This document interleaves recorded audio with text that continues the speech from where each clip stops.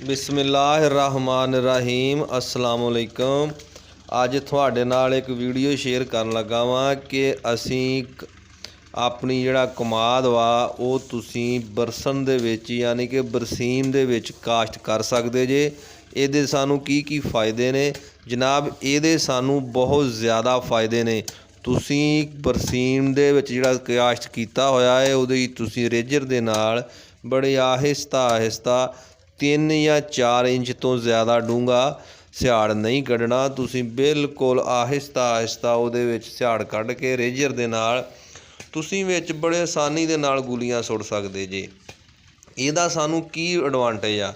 गल तो यही आ कि मुक्कदी है ना भरावो। इहदा एडवांटेज ये है कि जिहड़े पट्ठे हुंदे आ ना, हरा पट्ठा खास कर बरसण जिहड़ा असीं बीजदे आ, ਇਹ ਨਿਰਾ यूरीआ ਦੇ ਨਾਲ ਭਰਿਆ ਹੁੰਦਾ ਵਾ। ਇੰਤਹਾਈ ਦਰਜੇ ਦਾ ਇਹਦੇ 'ਚ यूरीआ ਹੁੰਦਾ ਵਾ, ਬਹੁਤ ਜ਼ਿਆਦਾ ਮਿਕਦਾਰ ਦੇ ਵਿੱਚ ਹੁੰਦਾ ਵਾ, ਜਿਹਦੀ ਵਜ੍ਹਾ ਤੋਂ ਅਗਰ ਤੁਸੀਂ ਇਹਦੇ 'ਚ ਕਮਾਦ ਲਾਇਆ ਜਾਣਾ ਨਾ, ਉਹਦੀ ਗਰੋਥ ਬਹੁਤ ਜ਼ਿਆਦਾ ਹੁੰਦੀ ਹੈ। ਉਹਨੂੰ ਜਿਹੜੀ ਤੁਹਾਡੀ ਕਮਾਦ ਦੀ ਗੁੱਲੀ ਆ, ਇੱਕ ਤੁਸੀਂ ਉਹਨੂੰ ਛੋਟਾ ਰੱਖਣਾ ਵਾ। ਛੋਟੇ ਰੱਖਣ ਦਾ ਮਕਸਦ ਇਹ ਆ ਕਿ ਤੁਸੀਂ ਸਿਆੜ ਕਿਉਂਕਿ ਨਿੱਕੇ ਨਿੱਕੇ ਵਿੱਚ ਕੀਤੇ ਹੁੰਦੇ ਆ, ਅਤੇ ਉਹ ਫਿਰ ਗੁੱਲੀ ਜਿਹੜੀ ਆ ਨਾ ਬਾਅਦ 'ਚ ਤੁਸੀਂ ਪੱਠੇ ਵੱਢਣੇ ਆ, ਉਹ ਤੁਹਾਨੂੰ ਹੱਥਾਂ 'ਚ ਨਹੀਂ ਅੜੇਗੀ। ਤੁਸੀਂ ਆਪਣੇ ਰੇਜਰ ਦੀ ਐਸਟੀਮੇਟ ਕਰ ਲੈਣੀ ਹੈ ਜਿੱਡੇ ਜਿੱਡੇ ਤੁਸੀਂ ਚੌੜੇ ਸਿਆੜ ਰੱਖਣੇ ਆ। ਅਮੂਮਨ ਅਗਰ ਤੁਹਾਡਾ ਕਮਾਦ ਬਰੀਕ ਗੁੱਡੀ ਵਾਲਾ ਵਾ ਤਾਂ ਤੁਸੀਂ 2 ਫੁੱਟ ਰੱਖੋ। ਅਗਰ ਬਰੀਕ ਗੁੱਲੀ ਦੀ ਮੋਟੀ ਗੁੱਲੀ ਵਾਲਾ ਕਮਾਦ ਆ ਤਾਂ ਤੁਸੀਂ ਉਹਨੂੰ 2.5 ਫੁੱਟ ਰੱਖਣਾ ਵਾ। ਇਹ ਇੱਕ ਬੜਾ ਹੀ ਦੇਖਣ ਸੋਚਣ ਵਾਲੀ ਗੱਲ ਆ। ਅਤੇ ਤੁਸੀਂ ਤਕਰੀਬਨ ਛੋਟੀਆਂ ਗੁੱਲੀਆਂ ਕੱਟਣੀਆਂ ਵਾ, ਜਿੱਦਾਂ ਤੁਸੀਂ ਪਹਿਲੇ ਵੀਡੀਓ 'ਚ ਦੇਖ ਲਿਆ ਵਾ ਕਿ ਬੰਦਾ ਛੋਟੀਆਂ ਛੋਟੀਆਂ ਗੁੱਲੀਆਂ ਕੱਟ ਰਿਹਾ ਵਾ। ਅਤੇ ਬਾਅਦ ਦੇ ਵਿੱਚ ਤੁਸੀਂ ਆਸਾਨੀ ਦੇ ਨਾਲ ਇਹਦੇ ਵਿੱਚ ਕੇਰ ਦਿਓ। ਉੱਤੇ ਹਲਕੀ ਹਲਕੀ ਮਿੱਟੀ ਪਾਵੋ। ਆਹ ਤੁਸੀਂ ਦੇਖ ਰਿਹਾ ਜੇ ਤਕਰੀਬਨ ਛੋਟੇ ਛੋਟੇ ਸਿਆੜ ਕੱਢੇ ਗਏ ਨੇ। ਮੁੜ ਕੇ ਇੱਦਾਂ ਹੀ ਹੱਥ ਦੇ ਨਾਲ ਯਾਨੀ ਪੈਰਾਂ ਦੇ ਨਾਲ ਤੁਰੇ ਫਿਰਦਿਆਂ ਉੱਤੇ ਅਸੀਂ ਮਿੱਟੀ ਪਾ ਦੇਣੀ ਆ। ਇਹਦੇ ਵਿੱਚ ਸਾਨੂੰ ਗਰੋਥ ਜ਼ਿਆਦਾ ਹੁੰਦੀ ਆ। ਆਪਣਾ ਆਮ ਕਮਾਦ ਦੀ ਨਿਸਬਤ ਇਹਦਾ ਝਾੜ ਜ਼ਿਆਦਾ ਹੁੰਦਾ ਵਾ।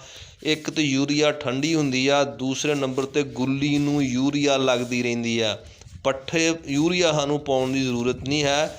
ਪੱਠੇ ਜਿਹੜੇ ਹੈਗੇ ਆ ਇਹ यूरीआ ਦਾ ਇੱਕ ਬਿਲਕੁਲ ਇੰਤਹਾਈ ਦਰਜੇ ਦਾ ਇਹਦੇ ਕੋਲ ਸਟਾਕ ਹੁੰਦਾ ਵਾ। ਅਤੇ ਜਦੋਂ ਅਸੀਂ ਇਸ ਦੇ ਵਿੱਚ ਲਾ ਦਿੱਤੇ ਜਾਣੇ ਆ ਅਤੇ ਇਹਨੂੰ यूरीआ ਸ਼ੁਰੂ ਤੋਂ ਹੀ ਮਿਲਣਾ ਸ਼ੁਰੂ ਹੋ ਜਾਣਾ ਵਾ, ਅਤੇ ਜਿਹਦੀ ਵਜ੍ਹਾ ਤੋਂ ਬੜੀ ਤੇਜ਼ੀ ਦੇ ਨਾਲ ਗਰੋਥ ਕਰਦਾ ਵਾ ਔਰ ਅੱਛੇ ਤਰੀਕੇ ਦੇ ਨਾਲ ਕਰਦਾ ਵਾ। ਬਿਲਕੁਲ ਤੁਸੀਂ ਇਹਨੂੰ 1 ਦਿਨ 'ਚ ਲਾ ਲਓ, 2 ਦਿਨ 'ਚ ਲਾ ਲਓ। ਆ ਦੇਖੋ ਅਸੀਂ ਲਾ ਰਹੇ ਹਾਂ, ਉਹ ਬੰਦਾ ਪਿੱਛੇ ਲਿਆ ਰਿਹਾ, ਅੱਗੇ ਅਸੀਂ ਲਾਈ ਜਾ ਰਹੇ ਹਾਂ ਬੜੇ ਸਕੂਨ ਦੇ ਨਾਲ, ਬੜੇ ਪੁਰਸਕੂਨ ਮਾਹੌਲ ਦੇ ਨਾਲ। ਆਪਣਾ ਇੱਕ ਤਾਂ ਇਹਨੂੰ ਕੀੜੀ ਨਹੀਂ ਪੈਂਦੀ, ਇੱਕ ਇਹਦੇ 'ਚ ਜੜੀ ਬੂਟੀ ਨਹੀਂ ਉੱਗਦੀ। ਇਹਦੇ ਸਾਨੂੰ ਬਹੁਤ ਜ਼ਿਆਦਾ ਫਾਇਦੇ ਆ। ਕੀੜੀ ਕੀ ਪੈਣੀ ਹੈ ਇਹਦੇ ਵਿੱਚ? ਪੱਠੇ ਹੁੰਦੇ ਆ, ਪੱਠੇ ਵੱਢੀ ਜਾਂਦੇ ਆ। ਜੜੀ ਬੂਟੀਆਂ ਵੀ ਨਹੀਂ ਉੱਗਣੀਆਂ। ਜੜੀ ਬੂਟੀਆਂ ਉੱਥੇ ਹੀ ਉੱਗਦੀਆਂ ਵਾ ਜਿੱਥੇ ਫਸਲ ਨਾ ਹੋਵੇ ਜਾਂ ਜ਼ਮੀਨ ਕਮਜ਼ੋਰ ਹੋਵੇ।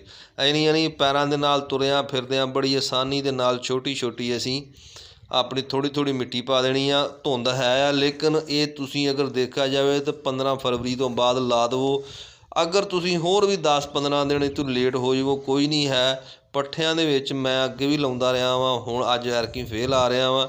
ਇੱਕ ਤਾਂ 200 ਰੁਪਈਆ ਗੌਰਮੈਂਟ ਨੇ ਰੇਟ ਕੀਤਾ ਵਾ, ਲੇਕਿਨ ਮਿੱਲਾਂ ਨੂੰ ਫਿਰ ਵੀ ਨਹੀਂ ਮਿਲ ਰਿਹਾ।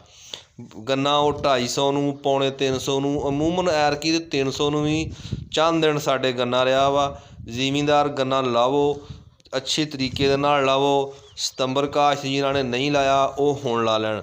ਤੁਸੀਂ ਬੜੇ ਤਰੀਕੇ ਦੇ ਨਾਲ ਲਾ ਸਕਦੇ ਜੇ। ਆਪਣੇ ਪੱਠਿਆਂ ਦੇ ਵਿੱਚੋਂ ਵੀ ਤੁਸੀਂ ਆਪਣਾ ਕਮਾਦ ਲਾਓ, ਪੱਠੇ ਵੀ ਇਸਤੇਮਾਲ ਕਰੋ। ਕਮਾਦ ਇਹ ਜਿਹੜਾ ਪੱਠਿਆਂ 'ਚ ਅਸੀਂ ਲਾਉਂਦੇ ਹਾਂ, ਇਹ ਤੁਹਾਨੂੰ ਮੈਂ ਦੱਸਦਾ ਇਹ ਬੜੀ ਦੂਸਰੇ ਕਮਾਦ ਦੀ ਨਿਸਬਤ ਝਾੜ ਜ਼ਿਆਦਾ ਦਿੰਦਾ ਵਾ। ਮੈਂ 3-4 ਸਾਲ ਤੋਂ ਇਹ ਤਜਰਬਾ ਕੀਤਾ ਵਾ। ਹਾਂ, ਅਗਰ ਤੁਸੀਂ ਪੱਠੇ ਲਾਉਣ ਤੋਂ ਬਾਅਦ ਉਹਦੇ ਵਿੱਚ ਮੱਕੀ ਵਗੈਰਾ ਤੁਸੀਂ ਛੱਟਾ ਦੇ ਦਿੰਦੇ ਜੇ, ਪੱਠਿਆਂ ਦਾ ਲਾਲਚ ਕਰਦੇ ਜੇ, ਉਹ ਬਹੁਤ ਜ਼ਿਆਦਾ ਨੁਕਸਾਨ ਆ।